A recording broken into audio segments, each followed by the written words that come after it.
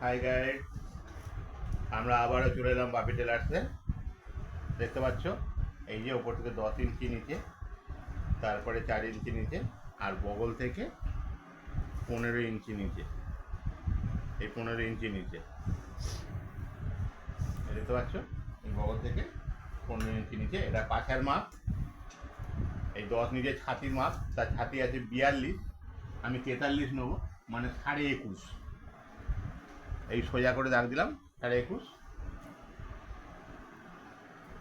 তারপরে পেটে কাজ আছে 40, এটা আমি 41 নেবো, মানে 20.5।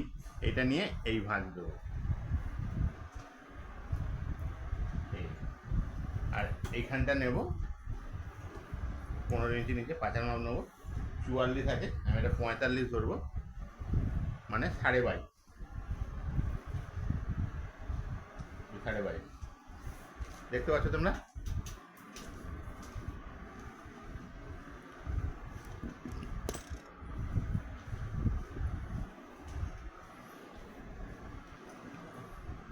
দেখতে পাচ্ছ মাপগুলো। এরকম করে চুড়িদার ফিটিংসের মাপটা দেবে। এখান থেকে এই যে সোজা, এখান থেকে ছাতির মাপটা সোজা উঠবে, কোমর কাছে একটু ভাঁজ হবে, পাঁচের কাছে একটু বেরোনো হবে। ঠিক আছে, এরকম করে তোমার চুড়িদার ফিটিংসের মাপটা দাও।